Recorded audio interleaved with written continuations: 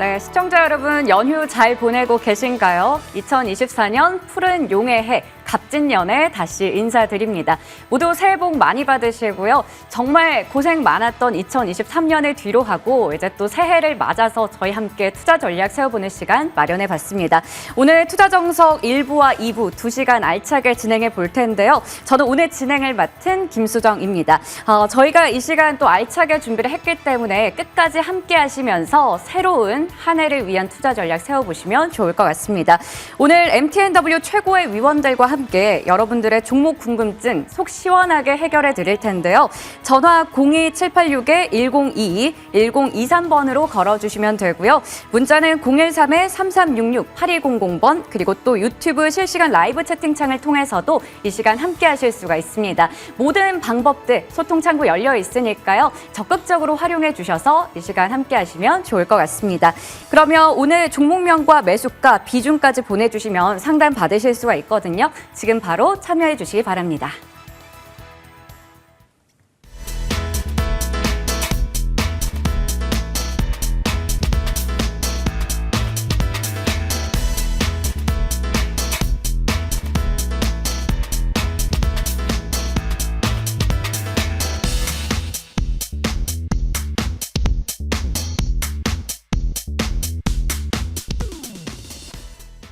네, 그럼 신년 특집 투자 정석 1부 고래삼총사 강남금손 정홍주 위원님 그리고 공명 정지우 위원님과 함께하도록 하겠습니다. 두 분 어서 오세요. 네, 안녕하세요. 네, 두 분 모두 새해 복 많이 받으세요. 네, 감사합니다. 새해 복 많이 받으세요. 네, 오늘 또 잘 부탁드리도록 하겠습니다.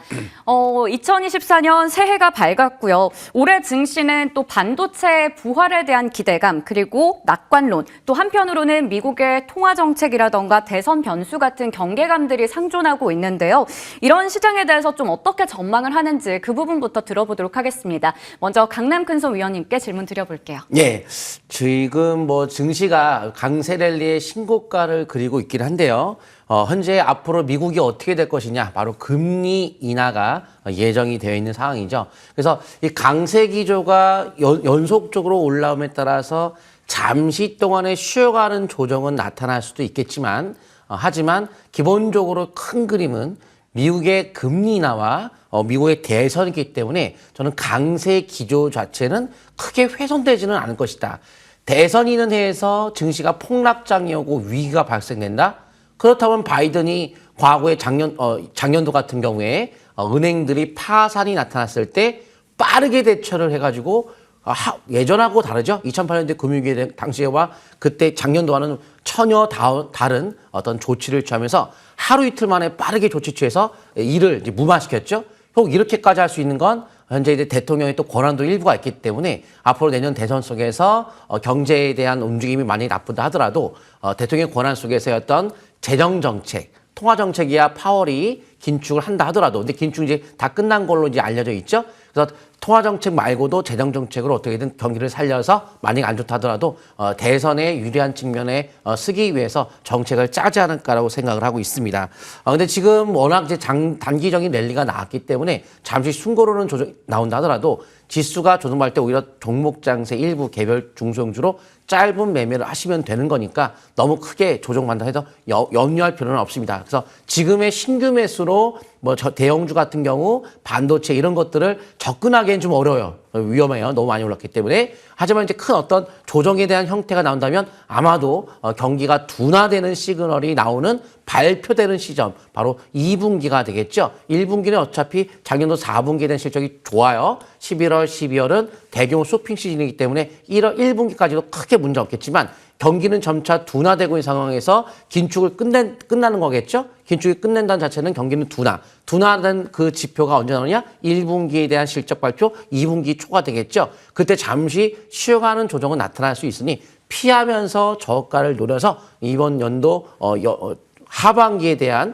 금리 인하 속과 대선 속에 대한 방향을 위로 잡으시면 좋을 것 같고요. 현재 유럽 증시도 신고가를 가고 있는 과정에서 큰 폭의 어떤 하락의 변화만 없다면 종목 장세는 무난하게 돈을 많이 벌 수 있을 것 같습니다. 네, 그렇다면 그 종목 장세 속에서 우리가 올해는 어떤 섹터나 종목에 좀 집중하면 좋을지 궁금한데요.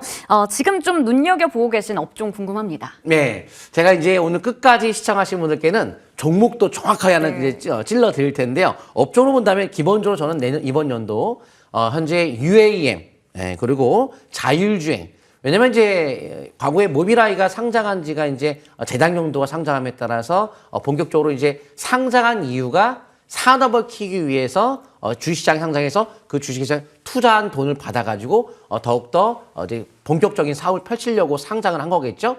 그러면 자율주행의 상장에 따라서 이제 앞으로 본격적으로 어느 시점에 부각이 될 것이냐. 지금 벌써 레벨 3까지 이제 나오고 있는 상황인데, 내년도 같은 경우는 레벨 4까지도 막 이슈가 나올 수밖에 없는 것이 25년도에 UAM을 상용화로 목표로 하기 때문에 그 상용화를 하기 위해선 전제 조건이 자율주행이에요. 그래서 자율주행과 UAM, 거기 맞춰서 통신도 필요하겠죠? 그래서 이미 미국의 스페이스X가 6 시장을 열었죠? 위성 인터넷 시장. 그래가지고 이제 우리나라에 이제 진입을 또 시도를 하고 있는데 국내 시장도 위성 인터넷 시장이 열리면서 6G가 열리겠죠. 그러면서 이제 이러한 그 UAM이라든가 자율주행이 이런 6G가 열림에 따라서 개차 산업적으로 이제 올라갈 수가 있겠죠.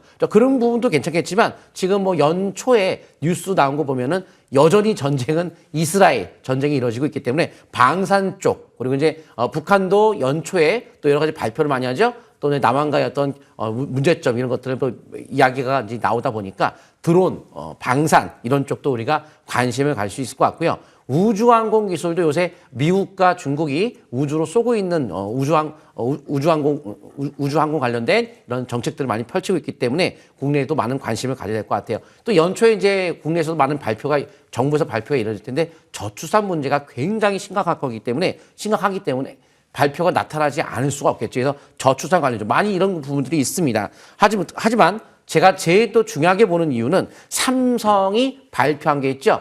현재 새로운 부서가 이번에 부서가 나왔는데 출범했는데 미래사업기획단이 출범했습니다. 근데 미래사업기획단에서 발표한 내용이 뭐죠? 1,600조의 자율주행 자동차에 대한 부품의 승부수를 띄우겠다.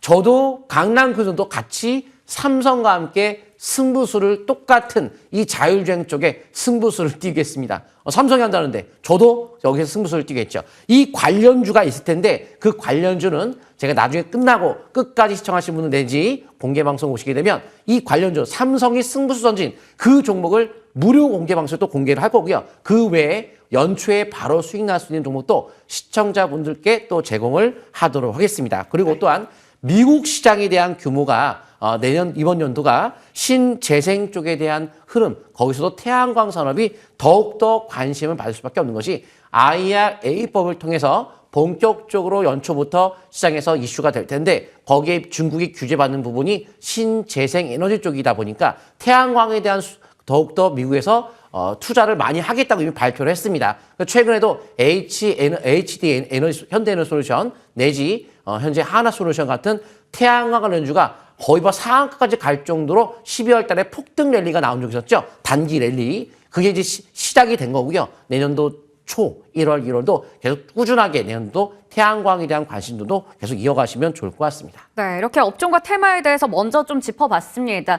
UAM의 2025년 상용화 목표에 따라올 수 있는 자율주행 쪽 얘기해 주셨고요. 종목은 잠시 후에 또 공개할 예정입니다. 이외에도 드론이라던가 여러 가지 신재생 태양광 쪽까지 한 번 더 짚어주셨습니다. 자, 그럼 이번에는 공명위원님께 질문 드려볼게요. 2024년 증시 전망 그리고 또 유망 섹터 어떻게 보세요? 예, 제가 두 가지 다 설명 드려볼 텐데요. 일단 지금 이번 2024년도 때 가장 지금 중요한 게 뭘까? 일단 반도체를 생각을 좀 하고 있는데 무엇보다 중요한 건 지금 미국 금리 인하죠. 증시 전망을 생각을 해봤을 때 미국 금리 인하가 언제부터 들어가느냐? 물론 좀 어느 정도 선반영된 측면은 좀 있지만 아직 끝나지 않은 것 같습니다. 작년도에는 이제 2023년도 때는 금리 동결 기대감 때문에 좀 움직이는 측면이 있고 작년 하반기부터 해서 이제 금리 인하 얘기가 서서히 나오면서 꿈틀꿈틀 되고 있는데 무엇보다 이제 금리 인하를 하게 되면 그때부터 원래 이제 시작점이에요. 그러니까 내년도에는 이제 미국의 대선이 있단 말이에요. 그런데 올해죠. 이제 올해인데 올해 이제 4분기에는 미국의 대선이 있고 올해 1분기에는 우리나라 총선이 있죠. 그러니까 총선이 어떻게 보면 가장 중요하겠죠. 우리나라 입장에선 4월 달에 있단 말이에요. 1월 달, 2월 달, 3월 달 때가 가장 중요하지 않을까 그렇게 예상이 됩니다. 그래서 상반기에도 역시 공매도 금지 조치 이런 부분들도 얘기가 나왔기 때문에 아마 올해는 상반기 일단 증시 전망 긍정적으로 보고 있고요. 특히 1분기 그리고 올해 4분기 4분기는 이제 미국의 대선이 있기 때문에 미국의 정책적인 부분이 좀 더 강하게 또 얘기가 나올 수도 있기 때문에 역시 1분기와 4분기를 초점으로 해서 2분기 어느 정도 저가 매수에 또 1분기 좀 어느 정도 과하게 올라가면 2분기에는 좀 기간 조정을 좀 받을 수도 있거든요. 그럴 때 또 저가 매수 기회를 노려보는 시점이 아닌가 또 그렇게 보여지고요. 그래서 일단 무엇보다 내년도에는 증시 상승에 일단 초점을 맞추면서 조정 시 적극 저가 매수 전략을 노려본다. 그럼 어떤 업종을 봐야 되느냐? 아마 증권사 공통일 것 같아요. 대부분 그렇게 많이 생각할 것 같은데 반도체가 거의 뭐 빼놓지 않고 다 들어가는 지금 거의 업종이다라고 보시면 되는데요. 무엇보다 내년도에 왜 그럴까 생각을 해보면 AI 스마트폰이 이제 올해 1월 달에 출시가 되죠. 무엇보다 AI 스마트폰 이제까지 나오지 않았던 부분이란 말이에요. 이게 출시가 되기 때문에 이게 아마 시장에서 가장 큰 화두가 되지 않을까 그렇게 예상이 되고요.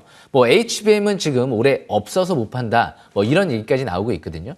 그래서 그만큼 또 HBM 쪽도 작년도에 핫했지만 올해도 좀 계속 그 추세를 이어나가지 않을까. 특히나 아직까지 크게 뜨지 않은 바닥권에 있는 기업들 위주로 HBM 관련주들도 꾸준한 관심이 필요할 것 같고 무엇보다 이 부분이 가장 핫할 것 같아요. CXL 디램, 컴퓨트 익스프레스 그리고 링크라고 하죠. 빠르게 연결해서 빠르게 계산해서 연결한다. 이 부분이 이제 가장 큰 화두가 되지 않을까 싶어요. 지난 이제 작년도죠. 마지막 날 시간에 다니까 흐름을 보면 어떤 종목들이 시간에 다니까 강했죠? CXL 관련주들이 강했어요. 엑시콘 같은 경우가 역시 삼성 쪽 얘기 나오면서 시간에 다니까 상한가를 들어갔고요. 제가 강추해드렸던 YIK죠. YIK도 시간에 다니까 5% 가까이 급등하는 모습이 나타났죠. 둘 다 같은 이제 계열사 관점에서 이제 보시면 되는데요. 무엇보다 CXL 관련주 내에서도 앞으로 네오셈 제가 굉장히 강추해드렸었죠. 벌써 100% 가까이 올라왔는데 이 기업이 이제 내년 초 1월 4일 이후면 경고 종목 지정이 이제 해제가 서서히 진행이 될 겁니다. 그러면 역시 1월 두 번째 주부터는 조금 더 관심에 집중하면서 보유하신 분들은 바닥에서 100% 가까이 올라왔기 때문에 점진적 추가 반등을 노려보는 위치에 있다. 이렇게 판단하시면서 역시 앞으로 이 CXL 관련주 하면 무엇보다 또 이제 중요한 게 바닥권에 있는 기업들, 아직까지 좀 바닥권에 있는 기업들, 그런 기업들을 잘 보셔야 돼요. 이미 한 템포 올라간 기업들은 뭐 신규 매수하기 좀 부담스러울 거 아니에요. 그래서 이런 HBM, CXL, 그리고 역시 온디바이스 AI. 온디바이스 AI가 이번에 CS 2024에서 격전이 펼쳐질 것 같다. 뭐 이런 얘기들도 나오고 있거든요. 그래서 제가 바닥에서 설명드렸던 고영이라든지 뭐 이런 기업들도 바닥에서 급등 랠리가 지금 나오고 있죠. 자사주 매입만 거의 200억이 넘게 들어왔거든요. 그러니까 예사롭지 않은 거예요, 지금. 반도체가 아마 올해는 작년도 HBM이 한미 반도체부터 해서 HPSB 굉장히 핫했거든요. 5배, 6배. 아마 이제 이 제2차 CXL 관련 모멘텀이 이제 불어닥치면 제차 5배, 6배, 10배 가까이 올라갈 만한 또 기업들이 서서히 또 나오지 않을까 기대하고 있기 때문에 반도체에 집중하시길 바라겠습니다. 여기까지 설명 마치겠습니다. 예. 네, 올해 증시는 전체적으로 좀 상승에 초점을 맞추면서 이 조정 시에는 적극적으로 저가 매수해보자 얘기해 주셨고요. 지금 증권가에서 많이 좀 꼽고 있는 섹터죠. 반도체에 대해서 여전히 관심이 유효하다라는 부분까지 짚어주셨습니다. 온디바이스 AI부터 HBM, CXL까지 꾸준히 좀 보도록 하겠고요. 잠시 후에 종목은 체크해 보도록 하겠습니다. 저희가 이렇게 해서 강남 큰손과 공명위원님이 선택한 유망 업종들 체크해 봤고요. 유망주는 종목 상담 이후에 공개할 예정이니까요. 끝까지 시청해 주시면 좋을 것 같습니다. 저희 또 이야기 나누는 사이에 많은 분들께서 종목에 대한 상담 문의 접수해 주고 계시는데요. 잠시 후에 여러분들의 종목 고민 확실하게 풀어드리도록 할 테니까요. 잠깐 또 참여 방법 확인하고 돌아오도록 하겠습니다.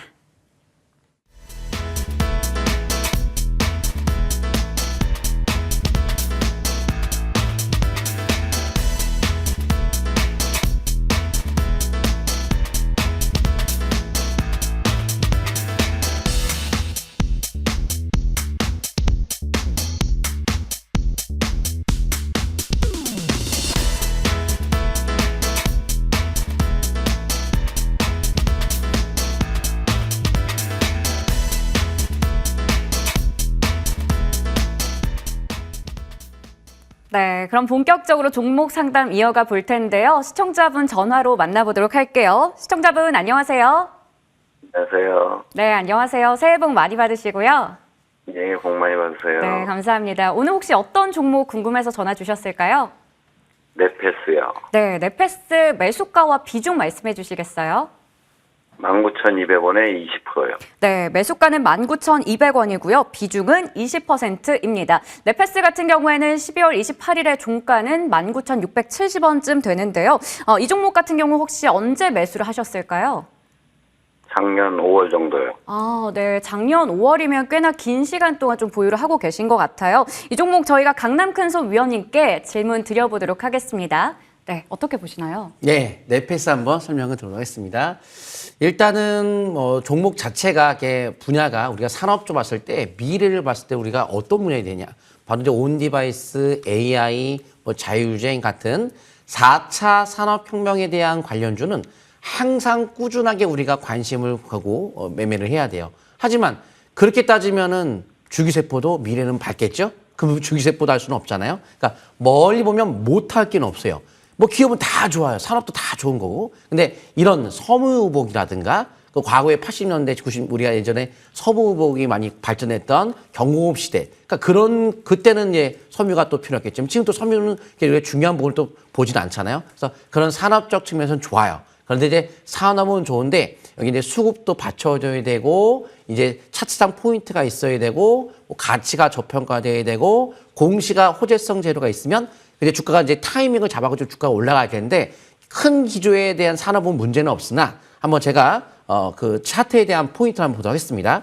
산업은 문제는 없어요. 하지만 이제 수급 쪽으로 보시게 되면 수급에서 일단 기관들이 매수세가 한 달 누적으로 볼까요? 한 달 누적으로 봤을 때 기본적으로 현재 외국인들의 매도, 기관들의 매수. 하지만 뚜렷하게 대량으로 팔고 대량 매수가 들어온 건 아니라서 크게 의미를 부여할 수는 없고요. 한 3개월을 봤을 때 긴 기조는 나쁘진 않아요. 개인들의 매도, 기관들의 매수. 그래서 이 수급은 일단 나쁘지 않은데 이 수급만 가지고서 단정적으로 투자하자 이렇게 할 수는 없겠죠. 차트상 위치를 봤을 때는 이렇게 수년간의 상승에 대한 기조.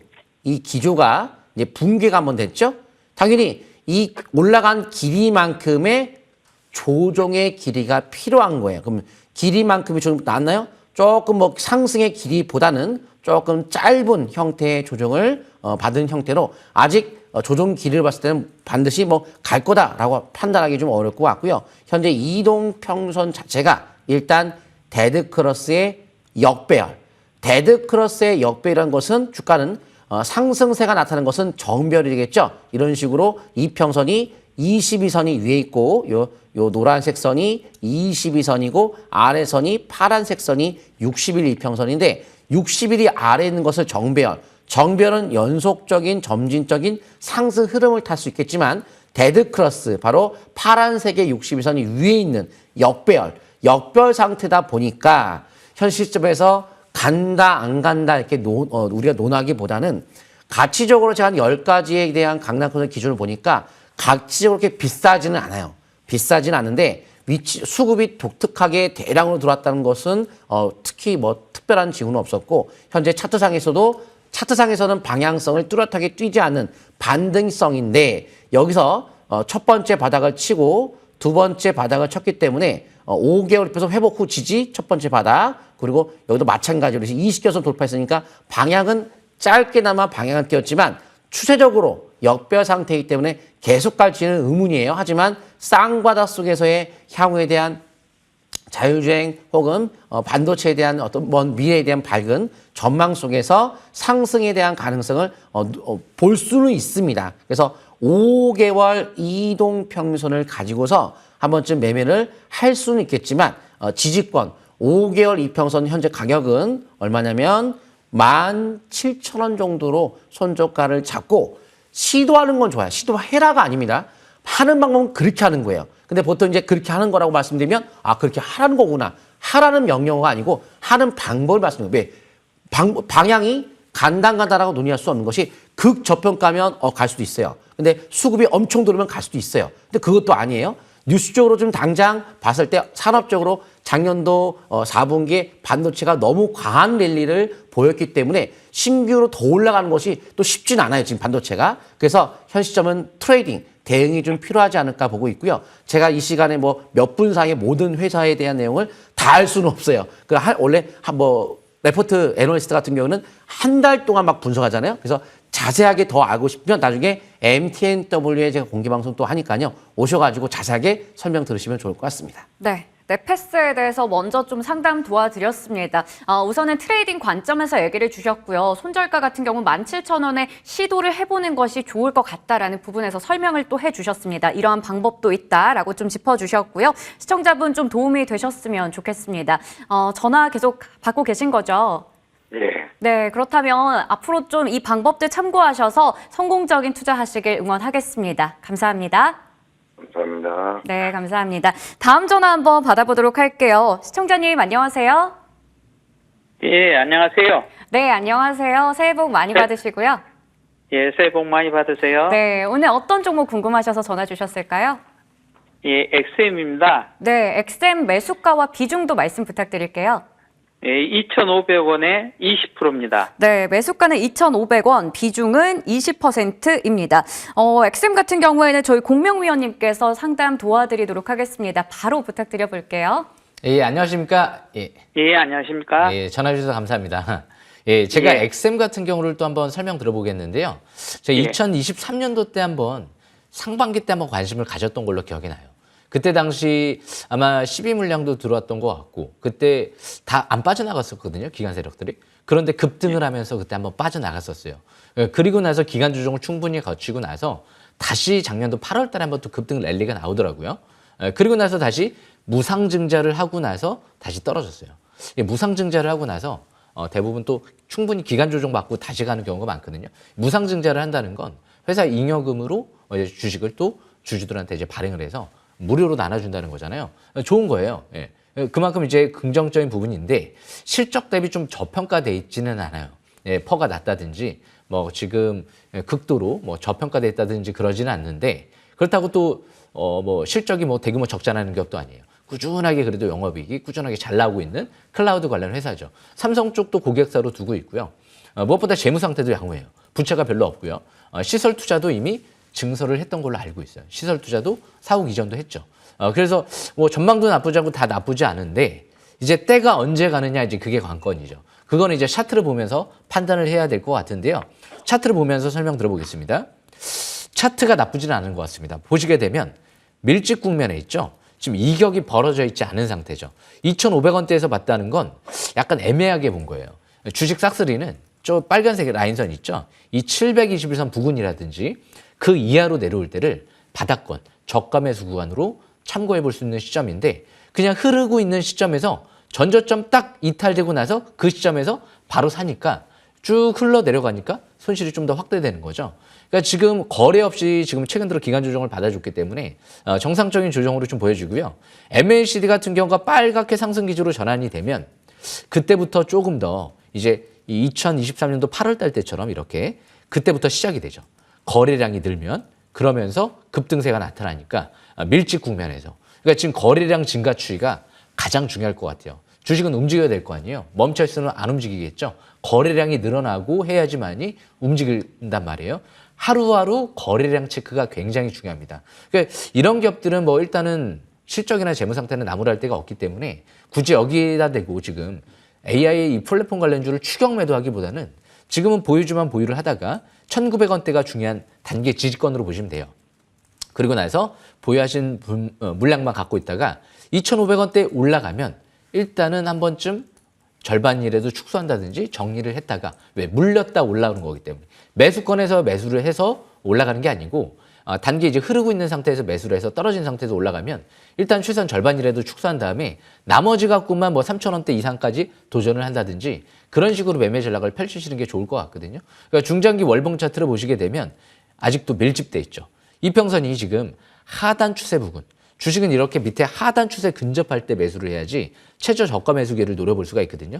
그리고 상단 추세 근접할 때는 매도를 해야 되겠죠. 그럼 이 기업의 상단 추세까지 추세를 그어보면 다시 한번 제가 추세를 그어보겠습니다. 복사를 해서 여기까지 상단 추세까지 그어보면 저 위에 한 3,000원대 한 중반대 그 라인대가 매도권이 되는 거거든요. 그러니까 중장기 매도권은 3,500원, 단기 저항권 2,500원대 부근, 그리고 지지권 1,900원대 참고한 상태에서 지금 홀딩 전략적으로 보시면서 점진적 재차 반등을 한번 노려보시는 게 좋지 않을까 생각을 합니다. 1분기에는 아마 IT 업종이 긍정적으로 보고 있습니다. 여기까지 설명 마치겠습니다. 네, 실적과 재무 상태 같은 경우에는 좀 나무랄 데가 없지만 거래량은 꾸준하게 체크해 봐야 된다라는 부분 짚어주셨고요. 지지권은 1,900원대를 보면서 2,500원대 올라가면 매수가에 거의 근접하면 절반은 좀 비중을 덜어내고 나머지 부분을 가지고 이제 3,000원대 중반까지는 가져가 보자 이렇게 정리해 주셨어요. 시청자님 괜찮으신가요?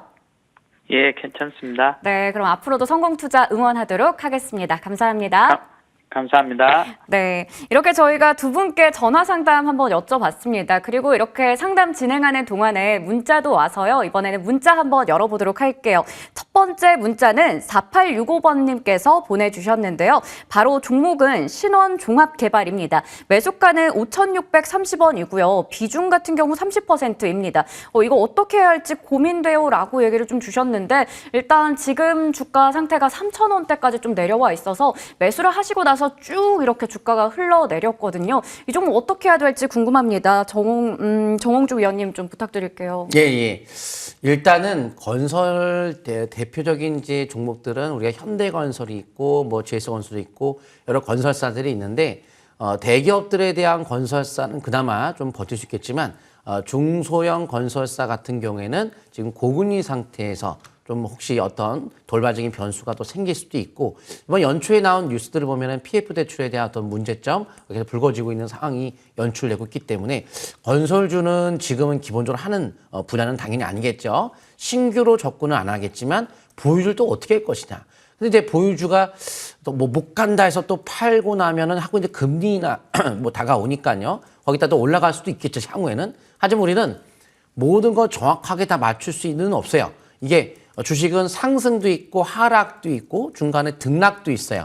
보합. 근데 보합이란 것을 이제 우리가 고려했을 때 기준에 닿는 전략을 택해야 될 텐데 먼저 뉴스로 봤을 때 신원종합개발에 대한 어떤 독특한 주가에 대한 강세가 나타날 수 있는 어떤 요소들은 특별하게는 없습니다.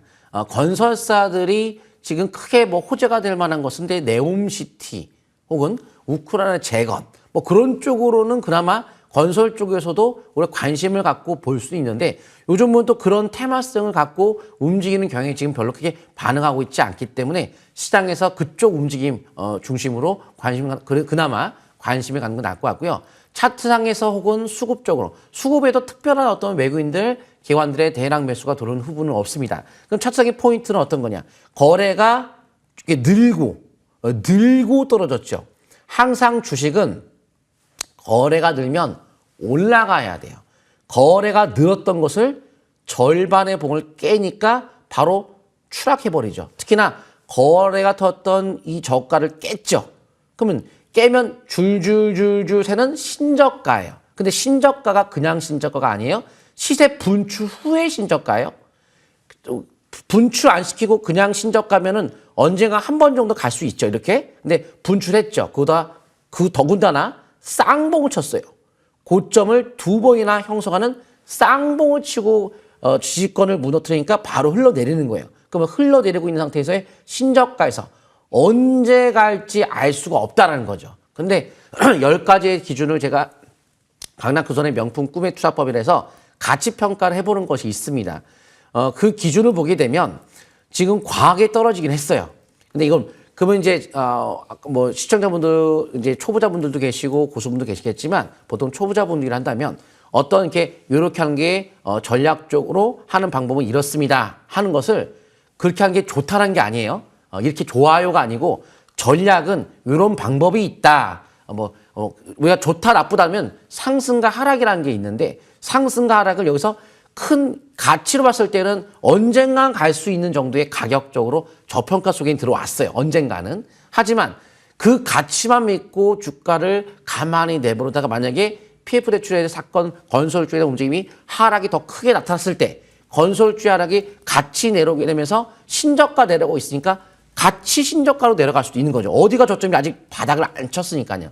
가치만 믿고 가만히 보여서는 안 돼요. 또 성장성도 당장 건설주에 대한 어떤 미래가 아주 밝은 것도 아니고 수급이 들어온 것도 아니고 호재가 있는 것도 아니고 여기서 가격의 어떤 일부 실적의 기준으로 봤을 때는 저평가라는 것이 있기 때문에 그것만 믿고 보유한다? 저는 그렇게 하지 않습니다. 그래서 여러 가지 10가지 있는데 한 가지 그나마 버틸 수 있는 게 하나가 있는데 그 하나만 가지고 9개가 좋지 않은데 하나만 믿고 투자한다? 그렇게 투자하는 것이 아니라는 거죠. 전략적 접근했을 때 다른 종목으로 갈아타는 것이 좀 더 안정적이겠죠. 근데 그 10년 후에 주가 보니까 쭉 올라가 있네? 그럼 모르는 거죠. 1년, 2년, 3년 후는 모르겠는 거죠. 정확하게. 또 지금 형제 상태에서 건설주가 그렇게 좋은 편은 아니기 때문에 관망젓의 종목 교체가 좋을 것 같습니다. 네, 아무래도 지금 건설주 자체 섹터에게 사실 악재성 이슈가 나와 있는 상황이다 보니까 이 종목에 대해서는 관망의 의견을 좀 주셨고요. 종목 교체까지 얘기를 주셨으니까요. 이 부분 참고해 보시면 좋을 것 같습니다. 그러면 문자 하나 더 열어보고 가도록 할게요. 4598번님께서 보내주셨어요. 종목은 모트렉스고요. 23,500원에 매수가고 비중이 50%, 비중이 좀 꽤 있는 상태입니다. 그리고 마지막 거래일에 종가 대비해서 사실 매수가도 좀 높은 상태이고요. 이게 오래됐는데 매수가까지 다시 올 수 있을까요? 이렇게 좀 질문을 남겨주셨거든요. 공명위원님 어떻게 보세요? 예, 모트렉스를 지금 딱 보니까 어디에서 매수했는지 짐작이 돼요. 네. 그래서 일단 모트렉스 제가 아는 선에서 좀 자세히 설명을 드려보면 일단 모트렉스는 현대차 부품주잖아요. 자율주행 테마주로도 엮여 있고요. 지금 수급을 잠깐 보니까 최근 2개월 동안 연기금 쪽에서 수급이 좀 들어왔더라고요. 실적도 좋아요. 아마 작년도가 최대 실적이 나올 거예요. 지금 분기마다 주당 순이익이 400~500원씩 나오기 때문에 실적 대비 퍼가 10배 이상의 고평가도 아니에요. 저평가돼 있다는 부분, 부채 비율도 자꾸 낮아지고 있어요. 특히나 인도 지역 쪽에 아마 이제 부품 쪽에 매출 비중이 더 확대되는 걸로 알고 있기 때문에 뭐 내년도 전망도 그렇게 올해 전망도 나쁘진 않을 것 같은데 단점이 있죠. 주식은 종목을 사는 게 아니죠. 예. 좋은 종목을 때를 산다. 바로 차트를 보겠습니다. 예, 차트를 보시게 되면 이 투자자분이 실수한 부분이 이거예요. 예. 주식은 이 빨간색 라인선에서 바닥권에서 밀집 국면에서 721선 부근, 그 부근 이하 바로 위 거기에서 매수 기회를 포착을 해야 되는데 이분은 대량 거래가 시현되니까 이격이 이만큼 이평선이 벌어져 있는 상태 721선하고 100% 가까이 이격이 벌어져 있는 상태에서 날아가겠는데 갑자기 대량 거래 시현되면서 막 급등을 하니까 흥분해서 쫓아간 거란 말이에요. 그 부분이 아니고서는 제가 볼 땐 매수를 뭐 수년 전에 하지는 않았을 것 같아요. 여기가 아니었을까 추측이 되는데 날짜는 이제 알 수가 없으니까. 그래서 그 라인대에서 추격을 했기 때문에 그리고 대량 거래 시현됐으면 추격을 할 수도 있죠. 그런데 대량 거래 시현됐으면 그 고점을 뚫어버리고 갈 때 그때 긍정적으로 봐야 되는데 대량 거래 시현된 그 고점을 돌파를 하지 못하고 5일선 이탈되면서 둥글게 꺾이잖아요. 바로 경계해야죠.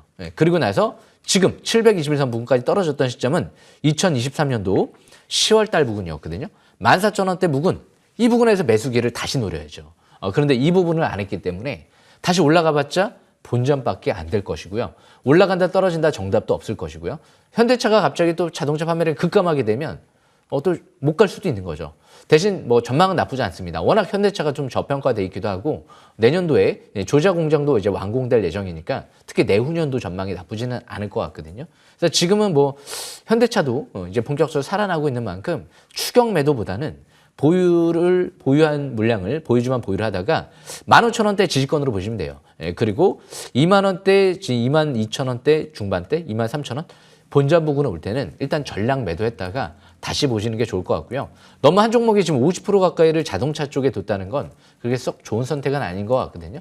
분산 투자할 필요성이 있을 것 같아요. 3개에서 4개에서 뭐 20~30%씩이라든지 주식은 너무 한 종목에 몰빵하다가 그 종목이 실패하게 되면 또 이제 확률 게임이기 때문에 어느 정도 너무 또 잡동사니처럼 많이 뭐 벌려놓는 거는 그렇겠지만 한 종목의 50% 가까이를 그것도 바닥도 아닌 상태에서 위에서 추격 매수해가지고 질러버린다. 그게 잘못된 또 부분인 것 같거든요. 이 종목이 바닥이었으면 또 몰라요. 그런데 이격이 벌어진 상태에서 베팅을 한 거기 때문에 잘못됐다라고 보시면 될 것 같습니다. 항상 문제점을 파악하셔야 되거든요. 그래서 우리가 수능이나 뭐 공부할 때도 오답 노트를 만들죠. 문제점이 뭐였을까? 그 부분을 꼭 만들어야 되거든요. 주식도 마찬가지예요. 이렇게 주식 투자 문제점이 뭐였냐면 실패 원인, 좋은 종목을 때를 사야 되는데 좋은 종목은 맞는 것 같은데 이격이 벌어진 상태에서 때를 샀다. 대량 거래 시현됐던 고점에서 때를 샀다. 항상 밀집 국면 721선 부근 그럴 때 바닥에서 때를 산다. 이 부분 잘 기억하시면서 매매 이어나가시면 될 것 같습니다. 여기까지 설명 마치겠습니다. 네, 좋습니다. 우선은 좀 15,000원의 지지권을 보면서 보유를 하고 22,000원에서 23,000원 정도, 그러니까 본전 부근에서는 전량 매도하자 얘기해 주셨고요. 사실 지금 비중이 50%이기 때문에 한 종목에 너무 많은 비중을 싣기보다는 좀 우리가 분산 투자를 하자, 이런 부분까지 같이 짚어주셨습니다. 저희 이렇게 전화와 문자 상담 하나씩 다 열어봤고요. 이번에는 두 위원님께서 야심차게 준비한 관심주 한번 보도록 하겠습니다. 자, 먼저 정홍주 위원님께 좀 질문 드려볼게요. 어떤 종목을 눈여겨보고 계신가요? 저는 일단 오늘 우리바이오에 대해서 좀 설명을 드리도록 하겠습니다. 우리바이오, 왜냐면 항상 이제 아까 시청자분들께서 말씀하신 그 종목을 한번 비교 한번 해보세요. 일단 차트 포인트라든가 뭐 수급이라든가 등등 가치라든가. 근데 이제 제가 이 종목을 선택한 이유는 그러니까 산업이 많이 주목됐던 산업이 아니죠. 그러니까 없던 산업, 예를 들어서 UAM 지금 뭐 플라잉카 날아다니고 있지는 않잖아요. 안 하던 사업이 새롭게, 저기도 위성통신도 지금 안 하고 있잖아요.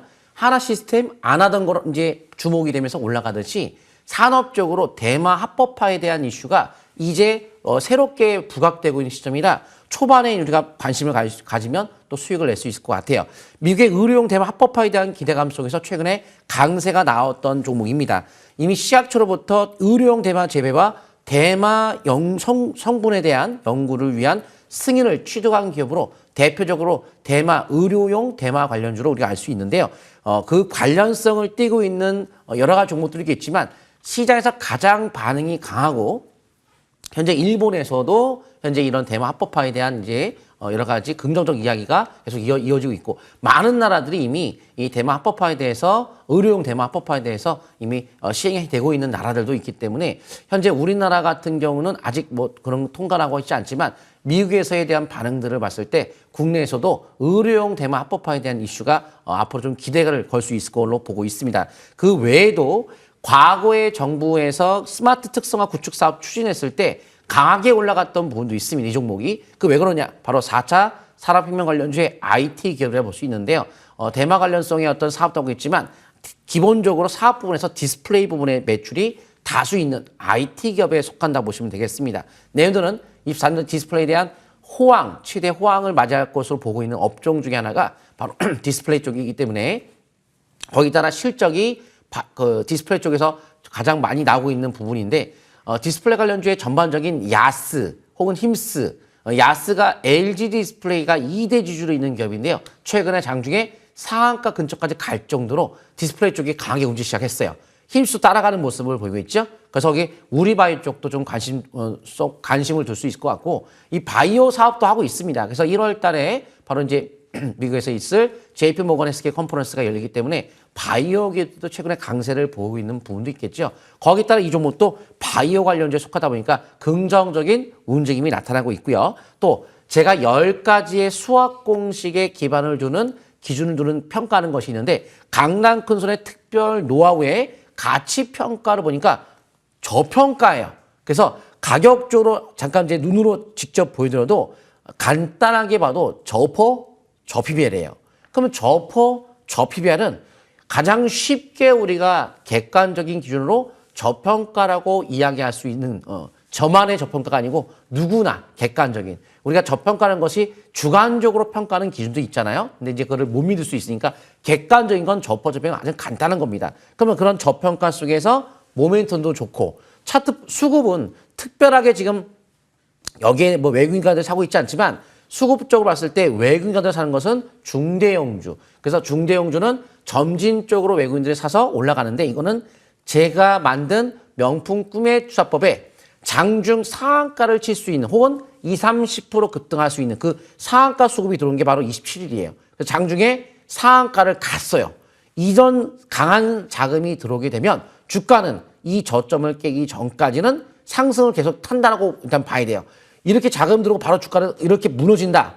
그럴 수가 없는 이유가 월봉이 몇 년 동안에 내려온 상태의 첫 번째 월봉이 20개월선 초돌파죠. 그럼 낙폭과대에서 이런 큰 자금의 상한가, 강남급선의 상한가 수급, 20, 30% 수급의 형태를 자금이 들어오고 나서 주가가 바로 무너지기보다는 조정을 받고 N자로 주가가 올라갈 확률이 굉장히 높습니다. 또한 저퍼주, 저PBR. 그래서 수급도 받쳐주고 뉴스도 좋고 가치도 좋고 그래서 차트도 괜찮고 패턴이 현 시점에서 우리가 매매를 한다면 매수가가 3,200원 정도로 보시면서 목표가는 한 3,900원 정도, 손절가는 2,700원 정도로 보면서 점진적 상승 한번 노려본다면 앞으로 바닥 탈출 초기로 안정적인 상승을 바라볼 수 있을 것 같은데 지금 당장은 약간 밀릴 수도 있으니까요. 좀 내려오면 공략을 하는 것이 좋을 것 같습니다. 네. 강남 큰손 정홍주 위원님의 관심주는 우리바이오였습니다.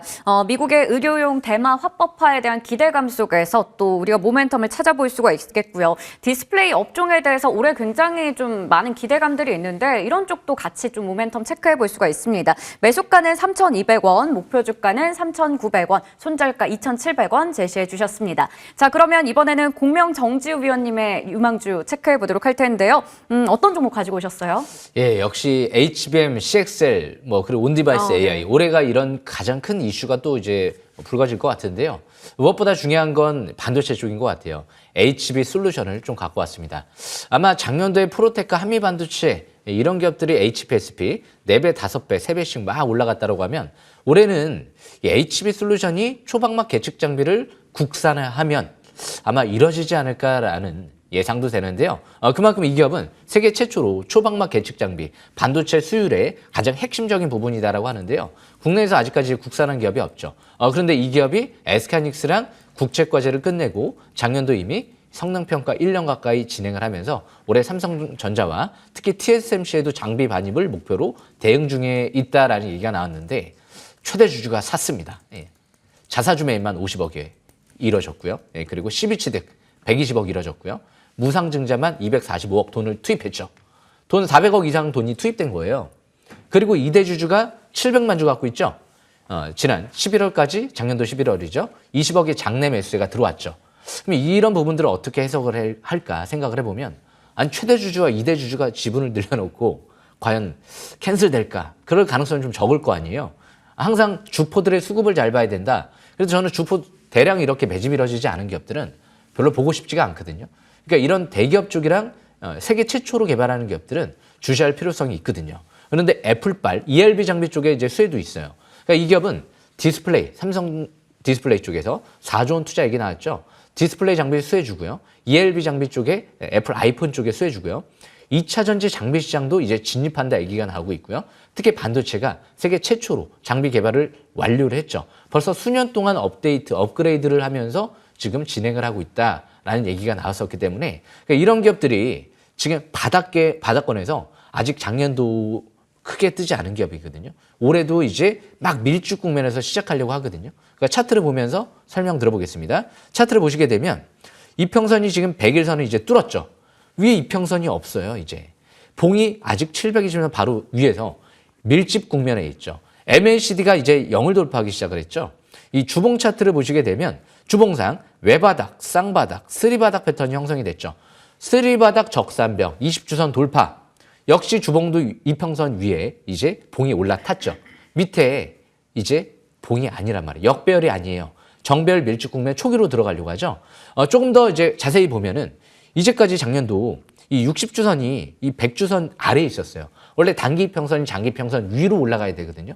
그런데 언제부터 위로 올라갔느냐? 작년도 4분기부터 이제 뚫어버리기 시작을 했죠. 그렇기 때문에 중기, 장기, 월봉상 첫 5개월의 평선 회복되면서 5개월, 10개월, 20개월의 평선 완벽하게 정배열 초기 모드로 들어가기 시작을 하죠. 그러면서 작년도에는 MACD가 0 이하에 있었지만 올해부터는 MACD가 0을 돌파하면서 본격 상승 전환을 시작하려고 그러죠. 그렇기 때문에 월봉가 그리고 주봉가, 일봉이 MACD가 이제 0을 돌파하면서 밀집 국면에서 상승 초기로 들어가려고 하는데 작년도에 400억에 가까운 돈에 최대 주주가 돈이 투입됐고 이대 주주가 20억 장내 매수세가 작년 9월 달부터 11월 달까지 들어왔다. 굉장히 긍정적으로 해석해 볼 수 있지 않을까. 올해는 아마 지금 제가 바닥에서 설명드렸던 고영이라든지 이런 기업들도 자사주 매입이 200억 들어왔거든요. 그리고 YIK 바닥에서 자사주 매입 수십억 들어오고요. 대표이사 회장 장내 매수세에 들어왔고요. 그리고 엑시콘 이 시간이니까 또 상한가 들어갔는데 이런 기업들 아마 제2의 또 이제 CXL, HBM, 온디바이스 AI, AI의 핵심 수혜주들이 또 장을 주도하지 않을까 예상이 됩니다. 이제 내년 올해부터 D램 가격이 낸드 플래시 가격과 함께 급등세가 예상이 되거든요.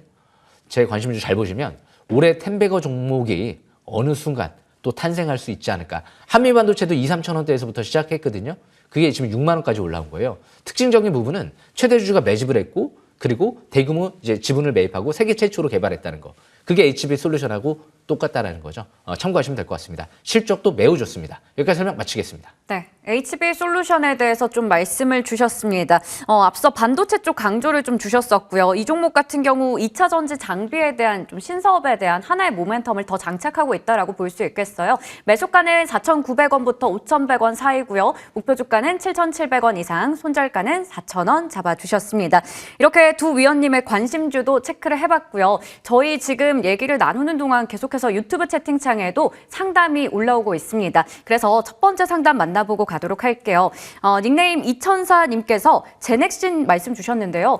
매수가가 25,000원입니다. 이게 지금 마지막 거래일 종가가 9,900원이었으니까 굉장히 오랫동안 좀 보유를 하신 것 같고요. 비중도 사실 30%라서 좀 고민이 많이 크실 것 같거든요. 정홍주 위원님, 이거 좀 진단 부탁드릴게요. 네, 제넥시는 일단 기본적으로 네.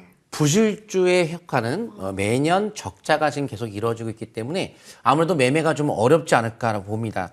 막연하게 그냥 언젠간 가겠지라기보다도 화면 통해 잠깐 보도록 할게요. 이렇게 실적이 매년 적자를 이게 이루고 있는 상황에서 상승을 기대한다는 건 상당히 어려울 것 같아요. 작년도만 봐도 재작년도죠. 161억 원의 매출도 추세적으로 봤을 때 또 감소 추이로 이루어지고 있는 모습. 그래서 일단 이런 실적은 어떻게든 뭐 회사 내용이 좋은 뉴스가 있다 하더라도 그것만 믿지 마시고 일단 저는 손을 떼고 다른 종목 가지고 하는 것이 더 훨씬 안전할 것 같습니다. 네, 우선 이 부분에 대해서 좀 짚어주셨는데요. 굉장히 또 오래 보유하셔서 아마 고민이 크실 것 같은데 지금은 좀 종목에 대해서 일단은 조금 저희가 종목 교체 관점에서 얘기를 주신 것 같습니다. 자, 그러면 저희 두 번째 유튜브 상담 좀 드려볼게요. 정지우 위원님, 닉네임 LK더님께서 보내주신 종목이고요. 윈스입니다. 14,500원 매수가고요. 목표 주가는 14,500원에 그 매수를 하셨고 비중은 40%입니다. 이 종목 같은 경우에도 비중이 좀 실려 있기 때문에 고민 많으실 것 같은데 어떻게 보시나요? 네, 윈스 잠깐 제가 살펴보니까요. 간단하고 좀 중요한 부분만 설명 들어보겠습니다. 윈스는요. 보니까 대표회사가 장내 매수가 꾸준하게 들어왔더라고요.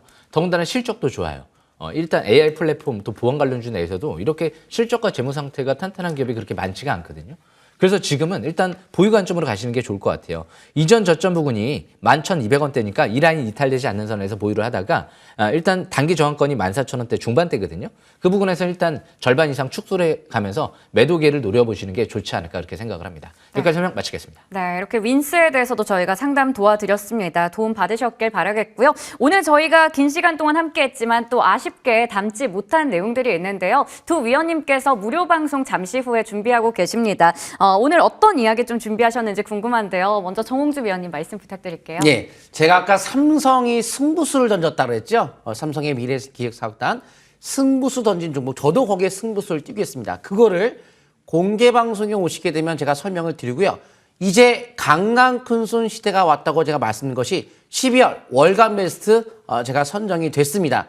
결국 제가 정말 말씀드린 것처럼 인기 폭증 증명했습니다. 보시면 종목 무료로 공개하도록 하겠습니다. 네, 승부수를 던진 종목 잠시 후에 공개해 주신다고 하니까요. 많은 관심 부탁드리겠고요. 공명 정지우 위원님께서는 어떤 쪽으로 좀 준비하셨을까요? 예, 지금 연간 베스트 3연패를 달성을 했거든요. 네. 12월 말에.